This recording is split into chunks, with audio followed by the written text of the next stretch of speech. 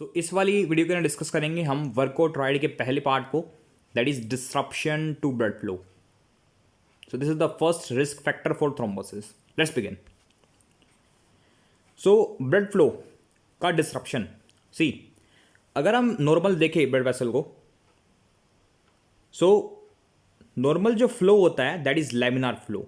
जो ब्लड है वो लेयर्स के रूप में फ्लो करता है. This is what we call as the laminar flow.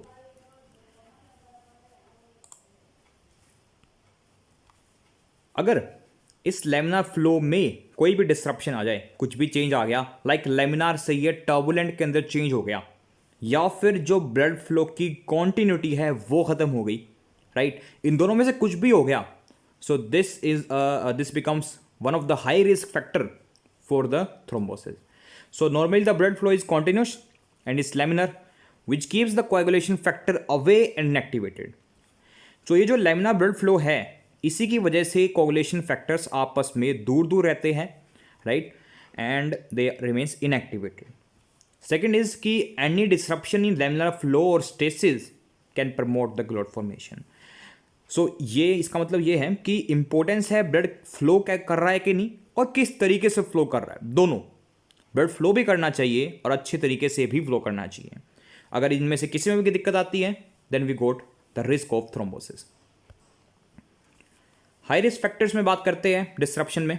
सो पहला आता है immobilisation, and this is one of the most common reason that we generally see in these kind of peoples, basically sedentary peoples. Immobilisation का मतलब क्या होता है? सारा दिन पड़े रहना, मूव ना करना. So it may be due to sedentary life style और लाइक इन लॉन्ग फ्लाइट. तुम्हारे पास वैलिड रीजन है, तुम एक फ्लाइट में जा रहे हो जो कि बहुत लंबी है, ठीक है. सो इमोबिलाइजेशन की वजह से क्या होता है कि जो ब्लड है वो स्टेसिस करना स्टार्ट कर देता है, मोस्टली लोअर एक्सट्रीमिटीज के अंदर, राइट. लोअर एक्सट्रीमिटी के अंदर ब्लड पूल करना स्टार्ट कर देता है, और अगर ब्लड पूल करना स्टार्ट कर देगा then you have this high risk for the thrombosis. Second is your cardiac wall dysfunctions like atrial fib and your MIs. देखो, एट्रियल फिब्रिलेशन के अंदर क्या होता है, जो एट्रियाज है वहाँ पे ब्लड पूलिंग स्टार्ट हो जाती है. It can be due to mitral stenosis and other things. So atrial fibrillation में भी is a high risk for what, clot formation और थ्रोम्बोसिस. एमआई के अंदर भी जो वॉल एमआई के अंदर इंफार्क्ट के अंदर गई हुई है वो प्रॉपरली मूव नहीं कर पाती, इस वजह से वहाँ पे जो ब्लड फ्लो है वो डिस्टर्ब हो जाता है. So that can be one of the reason for your thrombosis. Third is your aneurysm. Now what are aneurysm? So aneurysm का मतलब होता है balloon like dilatation of vessels. So ये एक नॉर्मल वेसल है, और अगर ये इस तरीके से फूल गई एक गुब्बारे की तरह, so this can actually cause your thrombosis. How? See, एक नॉर्मल ब्लड फ्लो था, लेकिन यहाँ पे डिसरप्शन हो गया ब्लड फ्लो का. दिस बिकम्स यहाँ पे इस एरिया के ऊपर जो ब्लड फ्लो है ये टर्बुलेंट हो गया है. यहाँ पर लेमिनर था और यहाँ पर टर्बुलेंट हो गया है. सेम ही यहाँ पर हमें देखने को मिलेगा. सो ये जो डिसरप्शन आया इसकी वजह से भी ज़्यादा चांसेस है कि यहाँ पे क्लॉट की फॉर्मेशन बनना स्टार्ट हो जाए. Fourth is your turbulent blood flow at the bifurcation sites. इसका क्या मतलब हुआ?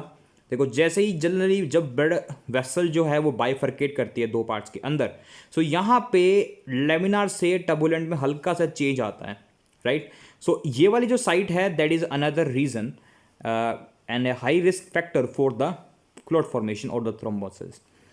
Now fifth is mitral stenosis. Now stenosis का मतलब होता है नैरो वाल्व, और अगर माइट्रल वाल्व नैरो हुई है तो लेफ्ट एट्रियम से लेफ्ट वेंट्रिकल के अंदर जो ब्लड जाएगा वो कम हो जाएगा.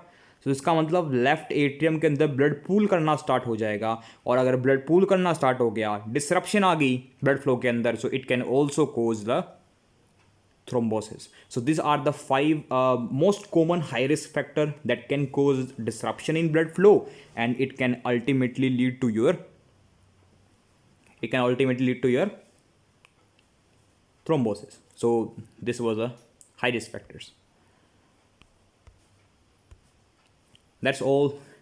In next video we will discuss about the endothelial cell injuries. Thank you.